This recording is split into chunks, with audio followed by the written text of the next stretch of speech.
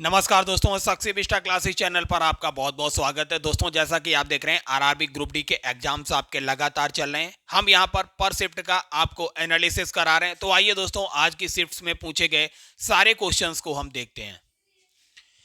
दोस्तों, आपसे पहला प्रश्न पूछा गया, उस संख्या का चयन कीजिए जो निम्नलिखित श्रेणी में प्रश्नवाचक चिन्ह के स्थान पर आएगी। अगर आप दोस्तों इसको डिकोड करेंगे ये श्रृंखला कैसे बढ़ रही है, तो देखते हैं। 11 का आप दोगुना करेंगे तो आएगा 22। 22 में से आप माइनस का 2 करेंगे तो आपको 20 मिलेगा। अब 20 में आपको प्लस का 3 करना है तो 23 हो जाएगा। अब यही पैटर्न आगे बढ़ेगा। 23 का दोगुना करिए 46 हो जाएगा। 46 में से माइनस 2 करिए 44। 44 में आप फिर प्लस का 3 करिए 47। अब 47 का आप दोगुना करेंगे तो आएगा 94। 94 माइनस 2 92। 92 में प्लस का 3 करेंगे तो 95 मिलेगा। 95 का आप जब दोगुना करेंगे तो आपको मिलेगा 190।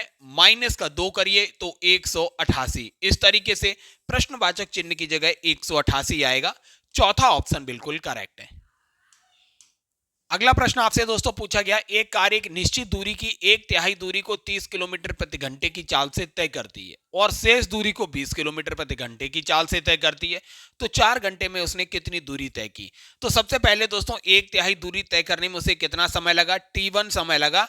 तो दूरी कितनी तय की, dy3 अपॉन चाल है 30, तो d/90 हो जाएगा दोस्तों।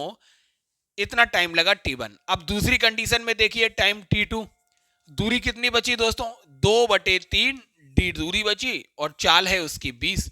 तो ये दोस्तों यहां से हो जाएगा d/30।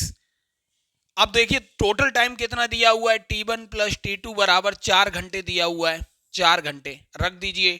t1 की वैल्यू है d/90 प्लस d/30 बराबर 4 हो जाएगा। 90 आएगा एलसीएम, तो d प्लस 3d बराबर 4 हो जाएगा। तो 4d बराबर हो जाएगा 90 इंटू 4। 4 से 4 कैंसिल, तो दूरी आपको निकल आई 90 किलोमीटर। यही आपको निकालनी थी दूरी, तो d बराबर 90 किलोमीटर आएगी। चौथा ऑप्शन बिल्कुल करेक्ट हो जाएगा। अगला प्रश्न आपसे पूछा गया मैथमेटिक्स का, 10 संख्याओं का औसत जो है 8 है।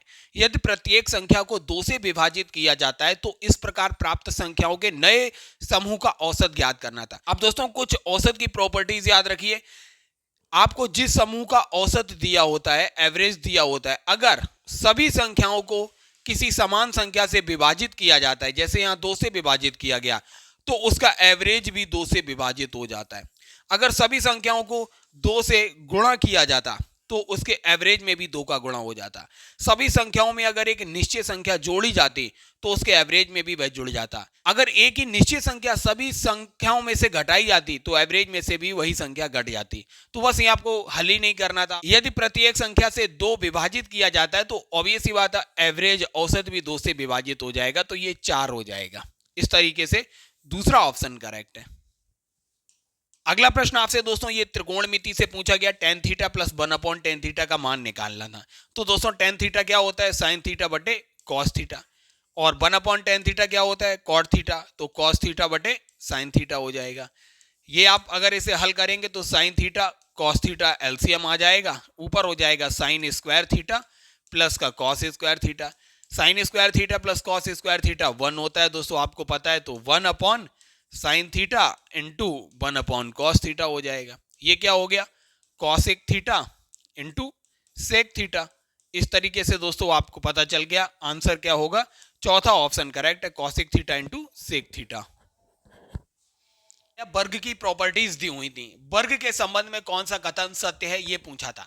तो आपको वर्ग की प्रॉपर्टी पता होनी चाहिए। ये 4 ऑप्शन दिए हुए थे। सभी कोण बराबर होते हैं, बिल्कुल दोस्तों आपको पता है, जो वर्ग होता है वर्ग के चारों कोण जो होते हैं बराबर होते हैं और 90 डिग्री होते हैं। सभी भुजाएं समांतर नहीं होती हैं दोस्तों, ये गलत है। वर्ग की सभी भुजाएं समांतर नहीं होती हैं, विकर्ण बराबर होते हैं दोस्तों, ये बिल्कुल करेक्ट है। वर्ग जो है वर्ग के विकर्ण बिल्कुल बराबर होते हैं, सभी भुजाएं इसकी बराबर होती हैं, ये बात भी बिल्कुल करेक्ट है। वर्ग की जो है चारों भुजाएं दोस्तों बराबर होती हैं, याद रखिए। इसके चारों कोण 90 डिग्री होते हैं और इसके जो विकर्ण हैं ये भी एक दूसरे के बराबर होते हैं। ये 3 प्रॉपर्टी आपको याद होनी चाहिए थी। तब आप इस क्वेश्चन को इजिली हल कर सकते थे। इस तरीके से देखिए ए, सी और डी कथन जो है बिल्कुल करेक्ट है। दोस्तों आपसे अगला प्रश्न त्रिकोणमिति से पूछा गया, सर्व समीकरणें आपको दी गई थी, बताना था कौन सी सत्य नहीं है। तो इजीली आप बता सकते हैं। अगर आपको ये दोस्तों याद होना चाहिए, आपको जैसे sine square theta plus cos square theta जो होता है वो 1 होता है, आपको याद होना चाहिए। ऐसे ही आप देखेंगे सेक और टेन में जो रिलेशन होता है, sec square theta minus tan square theta ये भी 1 होता है, cosec square theta minus cot square theta ये भी 1 होता है। तो आपको ये तीनों रिलेशन याद होने चाहिए थे। वैसे आप हल कर सकते हैं, लेकिन याद होंगे तो आप बहुत आसानी से इसे टिक कर सकते हैं। जैसे आप देखेंगे कॉसेक स्क्वायर थीटा को 1 अपॉन साइन स्क्वायर थीटा लिख सकते हैं, कॉट स्क्वायर थीटा को cos square theta upon sine square theta लिख सकते हैं।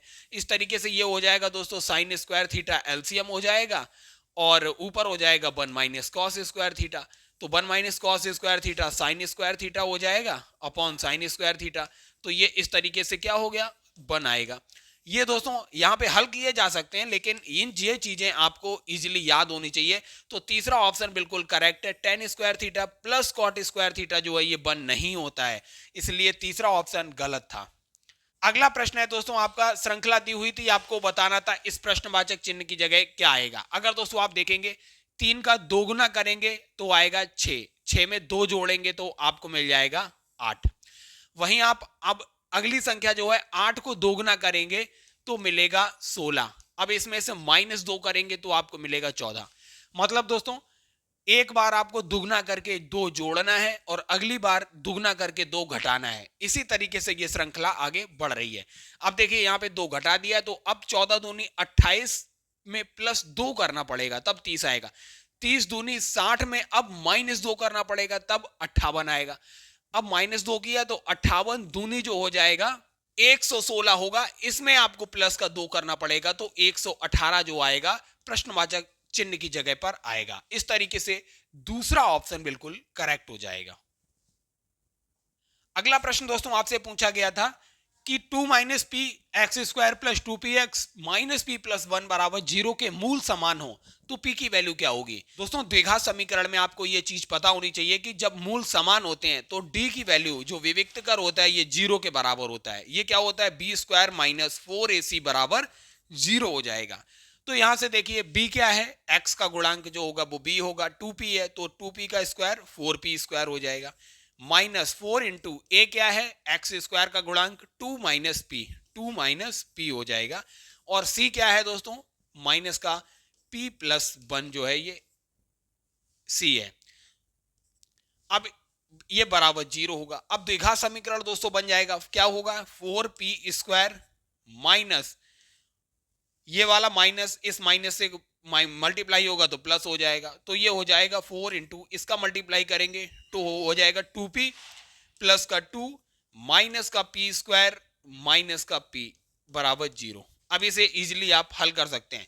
ये हो जाएगा 4p स्क्वायर प्लस का, अब देखिए 2p और माइनस का p ये हो जाएगा प्लस का 1p हो जाएगा, अर्थात p minus p square plus का 2 बराबर 0। 4 को अंदर मल्टीप्लाई करिए तो क्या हो जाएगा, 4p square plus 4p minus का 4p स्क्वायर प्लस का 8 बराबर 0। 4p स्क्वायर से 4p स्क्वायर कैंसिल आउट हो गया। तो ये हो गया दोस्तों 4p बराबर माइनस का 8 हो जाएगा तो p बराबर माइनस का 2 आएगा। यही आपको निकालना था p की वैल्यू क्या होगी। तो चौथा ऑप्शन बिल्कुल करेक्ट हो जाएगा, p की वैल्यू माइनस का 2 होगी। अगला प्रश्न दोस्तों आपसे फिर एलसीएम और एचसीएफ से पूछा गया, यदि 27 और n का लघुत्तम समावर्त जो है 54 है और महत्तम समावर्तक 9 है तो n की वैल्यू ज्ञात करिए। तो दोस्तों याद रखिए जो दो संख्याएं इनका गुणनफल 27 गुणा n किसके बराबर हो जाएगा, एलसीएम और एचसीएफ के गुणनफल के बराबर हो जाएगा। तो n की वैल्यू इजीली मिल जाएगी, 54 गुणा 9 बटे 27, 27 दूनी 54, 2 निम 18, n की वैल्यू यहां से आपको 18 मिल गई। दूसरा ऑप्शन बिल्कुल करेक्ट है। अगला प्रश्न आपसे फिर एज से पूछा गया, मोहन की आयु रोहन की आयु की 150% है। सबसे पहले दोस्तों हम मान लेते हैं रोहन की आयु है x वर्ष, ठीक है। तो रोहन की आयु क्या है, x वर्ष है, ठीक है। तो मोहन की आयु क्या हो जाएगी, रोहन की आयु का 150%। अर्थात दोस्तों रोहन की आयु का 1.5 गुना हो जाएगा मोहन की आयु। अब दूसरी कंडीशन में सोहन की आयु रोहन की आयु का 250% है, तो यहां से सोहन की आयु निकल के आ जाएगी x का 250% बराबर 2.5 गुना हो जाएगा रोहन की आयु का सोहन की आयु। अब तीसरी कंडीशन है यदि इन तीनों व्यक्तियों की आयु का योग 60 वर्ष है तो रोहन की आयु ज्ञात करिए। अब तीनों की आयु ऐड कर लीजिए। रोहन की आयु x है, मोहन की आयु 1.5x है और सोहन की आयु 2.5x हो गया बराबर 60 दिया हुआ था। तो यहां से दोस्तों ये हो जाएगा 4 और 1 5x बराबर 60 हो गया। तो यहां से x की वैल्यू क्या निकलेगी, x की वैल्यू 60/5 तो ये निकलेगी 12। तो x की वैल्यू 12 निकल के आई। यही पूछा गया है, रोहन की आयु हमने x मानी थी और रोहन की आयु पूछी गई है। इस तरीके से दोस्तों चौथा ऑप्शन इसका बिल्कुल करेक्ट हो जाएगा। अगला प्रश्न आपसे पूछा गया 5 सेंटीमीटर लंबाई, 10 सेंटीमीटर चौड़ाई और 15 सेंटीमीटर ऊंचाई वाला एक बॉक्स बनाने के लिए आवश्यक प्लास्टिक शीट का क्षेत्रफल ज्ञात करना है। तो दोस्तों आपको टोटल प्लास्टिक का एरिया निकालना था। किस तरीके से निकलेगा, तो सारी फलक का क्षेत्रफल आपको निकाल के ऐड करना है। आपको 15 सेंटीमीटर ऊंचाई दी गई है और 5 सेंटीमीटर जो है वो लंबाई दी गई है और वहीं पे 10 सेंटीमीटर जो है वो आपको चौड़ाई दी गई है। तो बस हर फलक का आपको एरिया निकाल लेना है। तो सबसे पहले देखिए हम इस वाले फलक का एरिया निकालेंगे तो 15 का गुणा 5 से करेंगे तो आएगा 75। अब इसके जस्ट अपोजिट जो फलक है उसका भी एरिया 75 हो जाएगा, तो इसमें प्लस का 75 कर लीजिए। और अब देखिए इस वाले फलक का एरिया कैसे निकलेगा, 10 गुणा ये वाला 15, 15 धाम 150। जब इस फलक का एरिया 150 है तो इसके अपोजिट फलक का एरिया भी 150 होगा, वो भी ऐड करिए। अब टॉप वाले फलक का एरिया निकाल लीजिए। ये हो गया देखिए दोस्तों ये हो गया 10 और ये हो गया 5, 5 धाम 50 तो 50। अब इसके अपोजिट जो नीचे वाला है उसका भी एरिया 50 होगा, 50। इन सबको ऐड करिए तो देखिए 75 और 75 ऐड करेंगे तो ये यहां से निकल के आएगा 150, ये हो जाएगा 300 और ये हो जाएगा 100। आप इसे इजीली निकालेंगे तो 550 सेंटीमीटर स्क्वायर निकल के आएगा। तो टोटल प्लास्टिक शीट जो है दोस्तों 550 सेंटीमीटर स्क्वायर चाहिए होगी। अगला प्रश्न आपसे पूछा गया 3x² - 6x + 5 = 0 के मूलों की प्रकृति क्या होगी। तो दोस्तों विविक्त कर इसका निकाल लीजिए। डी की वैल्यू क्या होगी, डी की वैल्यू होती है b² - 4ac। इसकी वैल्यू अगर दोस्तों जिस तरीके से इसकी वैल्यू आएगी उसी के आधार पे हम मूलों की प्रकृति बताएंगे। देखिए दोस्तों ए ये है 3, बी जो है -6 और सी जो है 5 है। तो वैल्यू रखिए तो ये वैल्यू हो जाएगी b² मतलब -6 का स्क्वायर 36 हो जाएगा, -4 गुणा ए की वैल्यू 3 है और सी की वैल्यू 5 है। तो ये आएगा 36 - 4 तो 12 पंजे 60। अर्थात दोस्तों देखिए 36 - 60 करेंगे तो माइनस का 24 आएगा। अर्थात दोस्तों जो विविक्त कर है इसकी वैल्यू माइनस आ रही है, मतलब लेस देन जो आ रही है 0 आ रही है। इस तरीके से दोस्तों कोई भी मूल इसमें वास्तविक नहीं होगा। अर्थात दोस्तों सारे मूल जो हैं अवास्तविक होंगे। चौथा ऑप्शन बिल्कुल करेक्ट होगा। अगला प्रश्न एज से पूछा गया चंद्र की आयु चंद्रिका की आयु से 10 वर्ष कम है। हमने मान ली दोस्तों जो चंद्रिका है इसकी आयु जो है x वर्ष है, तो चंद्रिका की आयु जो है वो है x वर्ष और चंद्र की आयु कितनी हो जाएगी, चंद्र की आयु हो जाएगी x माइनस का 10 हो जाएगी, 10 वर्ष कम है। अब बोल रहा है 5 वर्ष बाद जो चंद्रिका की आयु है चंद्र की आयु की दोगुनी हो जाएगी। था दोस्तों 5 वर्ष बाद क्या हो जाएगा, 5 वर्ष बाद चंद्रिका की आयु कितनी हो जाएगी x + 5 और चंद्र की आयु हो जाएगी x - 10 + 5। अब आप देखिए क्या दिया है कंडीशन, चंद्रिका की आयु चंद्र की आयु की दोगुनी हो जाएगी, मतलब x + 5 जो है जो किसके बराबर हो जाएगा, 2 गुणा x - 5 के बराबर हो जाएगा। तो x + 5 बराबर हो जाएगा 2x - 10। x इधर जाएगा तो केवल x बचेगा, माइनस का 10 इधर आएगा तो 10 और 5 15 हो जाएगा। मतलब यहां से दोस्तों आपको चंद्रिका की आयु मिल गई 15 वर्ष और पूछ क्या रहा है चंद्रिका की वर्तमान आयु क्या होगी, तो 15 वर्ष यही पूछा था। दूसरा ऑप्शन करेक्ट होगा। दो उम्मीदवारों के बीच हुए एक चुनाव में जीतने वाले उम्मीदवार को 1854 मत प्राप्त हुए और हारने वाले उम्मीदवार को 618 मत प्राप्त हुए। दोनों उम्मीदवारों को प्राप्त कुल मतों में से कितने प्रतिशत मत जीतने वाले उम्मीदवार को मिले? तो दोस्तों कुल मत कितने हैं? कुल मत जो हो जाएंगे 1854 प्लस 618 हो जाएगा, तो ये आएगा 2472। अब बोल रहा है जीतने वाले उम्मीदवार को कितने प्रतिशत मत प्राप्त हुए? तो दोस्तों जीतने वाले उम्मीदवार को प्रतिशत मत निकालने के लिए क्या होगा?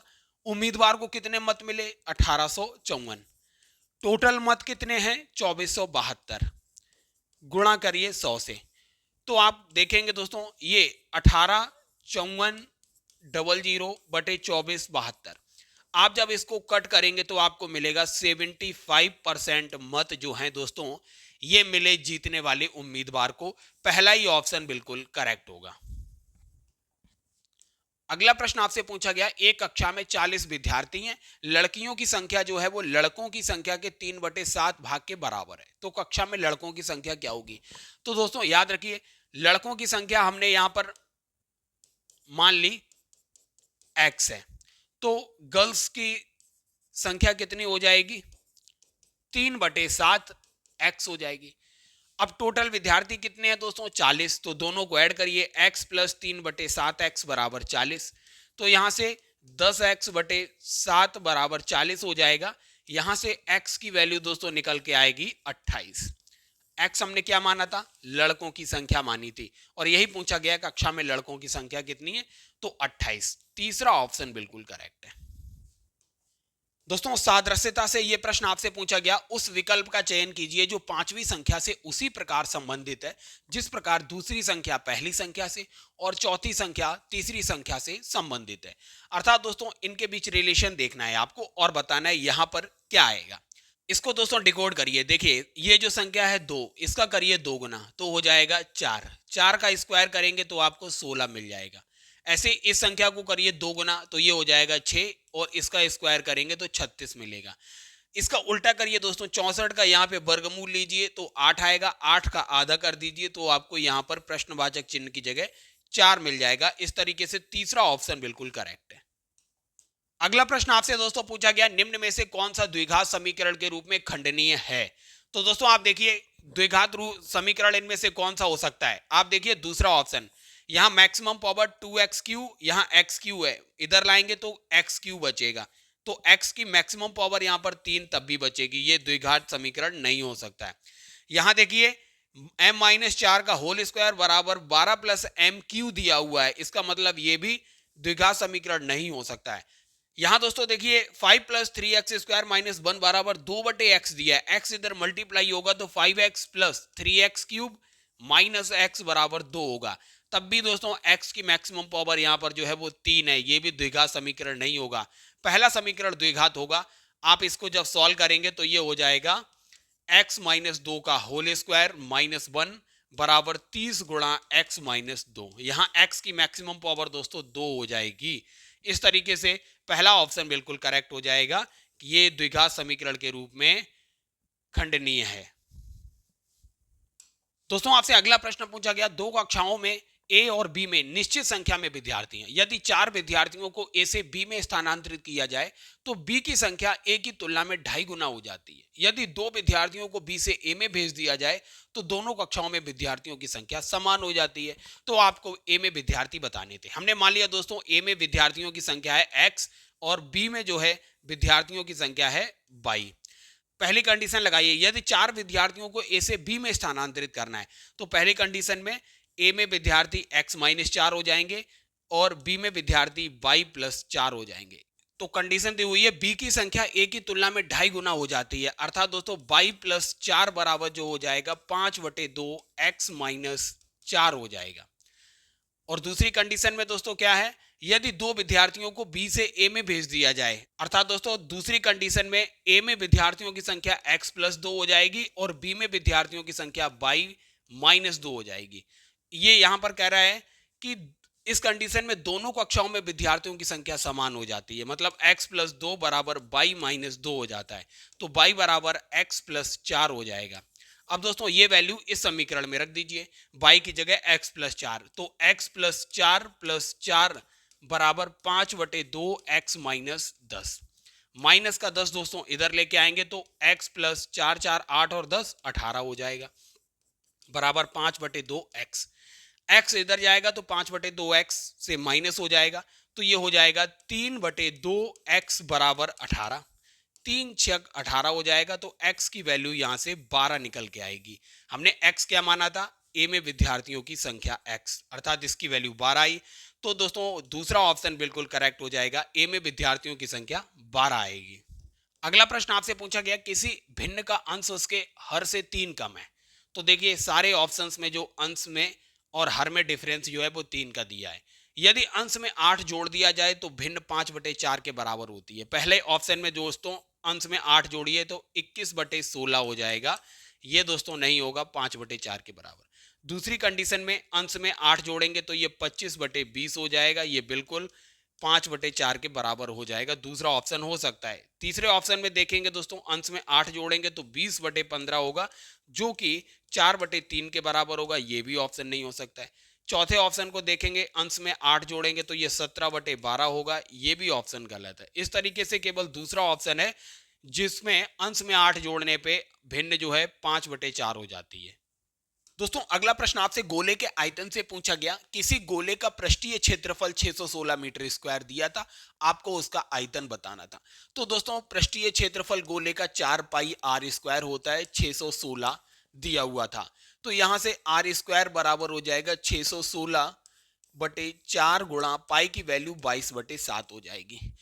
आप इसे इजिली कट कर लेंगे, 11 दूनी 22, ये 11 पंजे 55 हो जाएगा, 11 छक्का 66 हो जाएगा। आर स्क्वायर बराबर यहां से निकल के आएगा 56 गुणा 7/8, 8 सत्ते 56 हो जाएगा। यहां से आर की वैल्यू 7 मीटर निकल के आएगी दोनों ओर वर्गमूल लेने पे। दोस्तों अब इजीली आप गोले का आयतन इजीली निकाल लेंगे, आयतन बराबर हो जाएगा 4/3 पाई, आर कितना है 7 मीटर है तो 7 का क्यूब हो जाएगा। अब वैल्यू रखिए 4/3 पाई की वैल्यू 22/7, 7 गुणा 7, 7 से 7 कैंसिल आउट हो जाएगा, 22 चौक 88 गुणा 7/3। इसे हल करेंगे तो आपको मिलेगा 1437.33 इकाई मीटर में है, तो मीटर क्यूब हो जाएगा आयतन। इस तरीके से दोस्तों पहला ही ऑप्शन बिल्कुल करेक्ट हो जाएगा। दोस्तों अगला प्रश्न आपसे साधारण ब्याज से पूछा गया, 2 वर्ष के लिए किसी राशि को एक निश्चित दर पर निवेश किया गया। यदि दर 2% अधिक होती तो 2 वर्षों में 240 अधिक ब्याज मिलता, तो निवेश की गई राशि क्या है। तो दोस्तों साधारण ब्याज का फॉर्मूला क्या होता है, मूलधन गुणा दर गुणा समय बटे 100।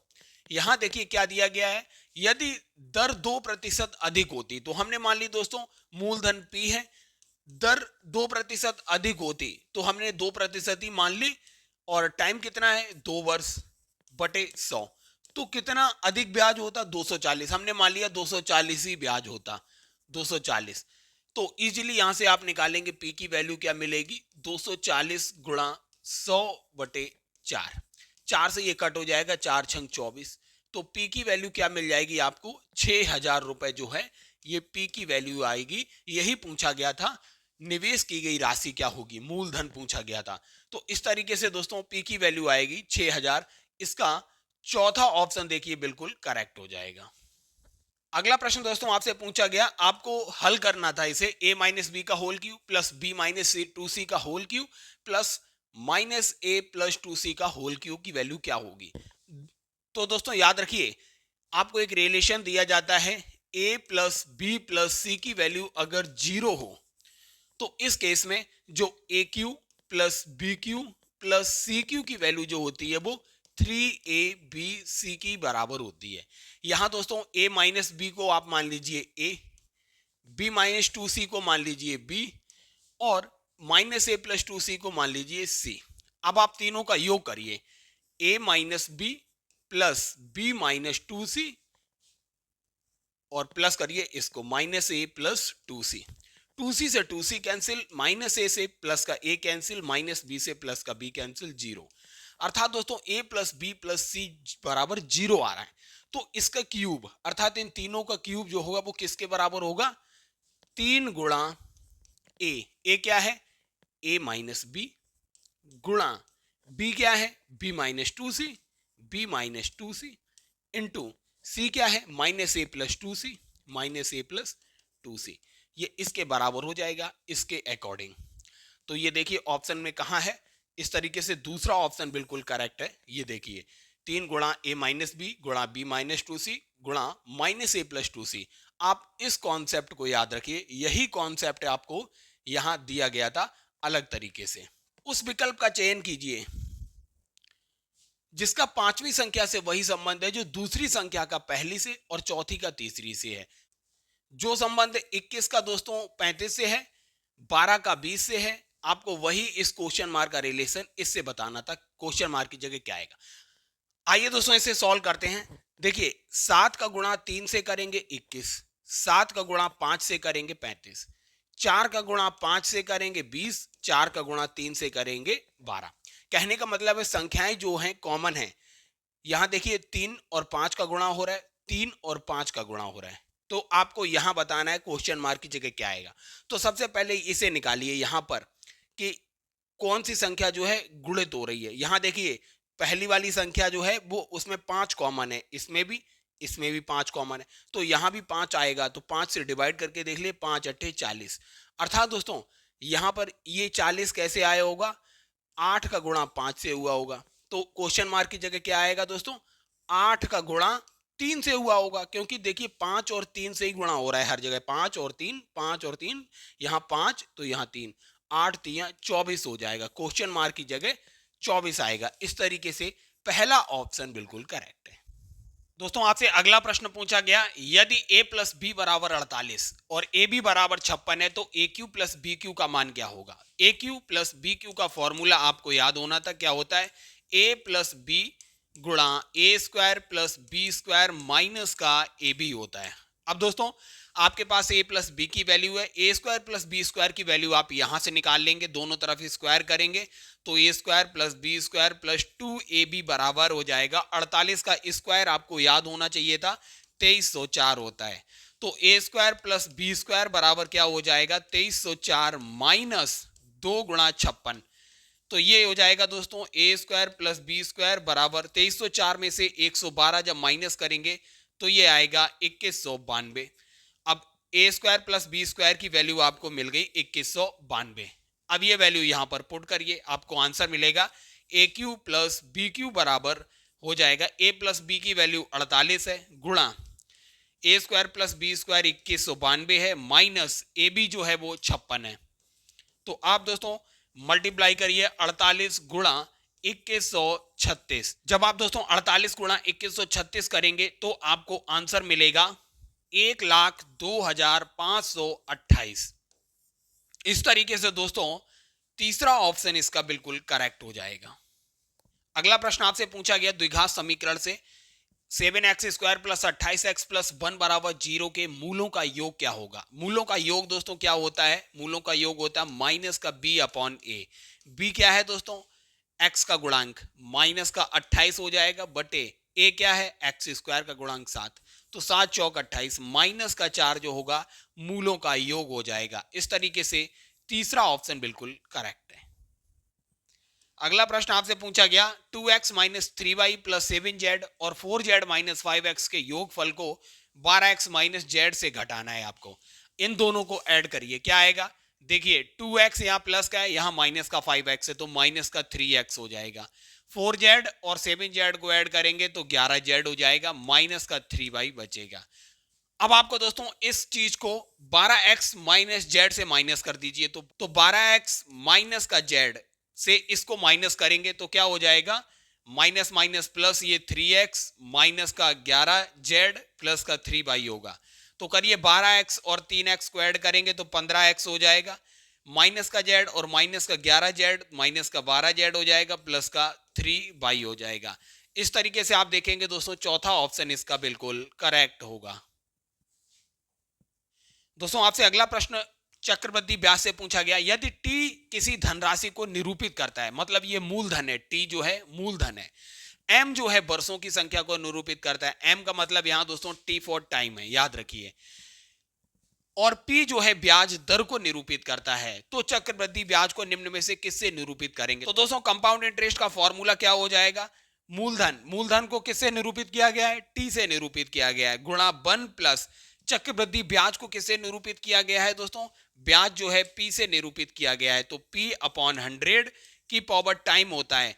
टाइम को दोस्तों किससे निरूपित किया गया है? एम से निरूपित किया गया है, और माइनस कर दीजिए जो मूलधन है टी, तो ये होता है कंपाउंड इंटरेस्ट का फॉर्मूला। अर्थात दोस्तों कौन सा ऑप्शन करेक्ट हो जाएगा? इस तरीके से ऑप्शन जो है चौथा बिल्कुल करेक्ट हो जाएगा। अगला प्रश्न आपसे पूछा गया यदि किसी चक्रीय चतुर्भुज के सम्मुख कोणों का अनुपात 3:7 है तो बड़ा कोण कितना होगा? तो सम्मुख कोणों का योग दोस्तों 180 डिग्री होता है चक्रीय चतुर्भुज का, याद रखिए। तो 3x प्लस 7x बराबर हो जाएगा 180 डिग्री। तो यहां से x की वैल्यू 18 निकल के आएगी। अब बोल रहा है बड़ा कोण कितना होगा? बड़ा दोस्तों 7x है, तो 18 गुणा 7 जो होगा बड़ा कोण होगा, 8 सत्ते 56, 7 एकम 7 5 12, 126 डिग्री जो है इसका बिल्कुल करेक्ट ऑप्शन होगा सी।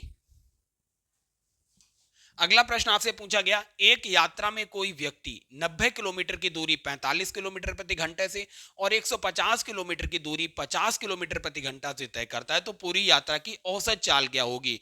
एवरेज स्पीड दोस्तों क्या हो जाएगी? एवरेज स्पीड, तो कुल दूरी बटे लिया गया कुल समय, ये हो जाएगा एवरेज स्पीड। कुल दूरी कितनी हो गई दोस्तों? 90 किलोमीटर की दूरी उसने तय की है, 90, और दूसरी बार में उसने 150 किलोमीटर की तय की है, बटे कुल समय कितना हो जाएगा दोस्तों? अगर आप देखेंगे 90 बटे 45, तो 2 घंटे का समय लगा। 2 प्लस अब दूसरी ओर दोस्तों कितना टाइम हो जाएगा? 150 किलोमीटर की दूरी 50 किलोमीटर प्रति घंटा से तय करता है, तो 150 बटे 50 3, तो 3 घंटा इसमें लगा। तो ये दोस्तों कितना हो गया? 240 बटे 5, तो ये हो जाएगा दोस्तों 5 चौक 20, 5 अट्ठे 40, 48 किलोमीटर प्रति घंटा जो है दोस्तों ये उसकी औसत चाल आएगी। इस तरीके से दोस्तों बी ऑप्शन बिल्कुल करेक्ट हो जाएगा। अगला प्रश्न आपसे पूछा गया यदि 108 और 36 का जीसीडी और x और 72 का जीसीडी बराबर है तो x की न्यूनतम मान क्या होगा? x का न्यूनतम मान दोस्तों 108 और 36 का जीसीडी क्या हो जाएगा? आप इजीली निकाल सकते हैं, 36 बटे 108, तो 3 बार कट हो जाएगा, ये दोस्तों आएगा 36 जो है इन दोनों का जीसीडी है। इसका मतलब अगर इन दोनों का जीसीडी 36 है तो x और 72 का जीसीडी भी क्या होगा? 36 होगा। अगर दोस्तों इन दोनों का जीसीडी 36 है, x और 72 का, तो x का न्यूनतम मान क्या होगा दोस्तों? 36 ही न्यूनतम मान होगा, क्योंकि 12 और 72 का जीसीडी 36 हो ही नहीं सकता है, 18 और 72 का जीसीडी 36 नहीं हो सकता है, 72 और 72 का जीसीडी 36 नहीं हो सकता है, 72 ही होगा। तो इस तरीके से तीसरा ऑप्शन बिल्कुल करेक्ट हो जाएगा, 36 जो है x की वैल्यू आएगी। अगला प्रश्न आपसे पूछा गया एक व्यक्ति 14 फल 30 रुपए में खरीदता है और 7 फल 20 रुपए में बेच देता है, तो लाभ प्रतिशत क्या होगा? तो दोस्तों आपको ये ऑब्वियस ही बात है, आपको क्रय मूल्य क्या हो गया? क्रय मूल्य हो गया 30 बटे 14, और विक्रय मूल्य दोस्तों क्या हो गया? विक्रय मूल्य बराबर हो गया 20 बटे 7। तो आपसे प्रॉफिट पूछा था, प्रॉफिट परसेंट बराबर क्या हो जाएगा? लाभ कितना हुआ? विक्रय मूल्य माइनस का क्रय मूल्य बटे प्रॉफिट हमेशा क्रय मूल्य पे निकालते हैं, तो 30 बटे 14 गुणा हो जाएगा 100। तो इसे हल करेंगे आंसर मिलेगा, इनका एलसीएम हो जाएगा दोस्तों 14, तो ये हो जाएगा 40 माइनस का 30 बटे 30 बटे 14 हो जाएगा गुणा 100। 14 से 14 कैंसिल आउट हो गया, तो ये आएगा 10 बटे 30 गुणा 100, ये आएगा दोस्तों 33.333% जो है प्रॉफिट परसेंट होगा। इस तरीके से सी ऑप्शन बिल्कुल करेक्ट है।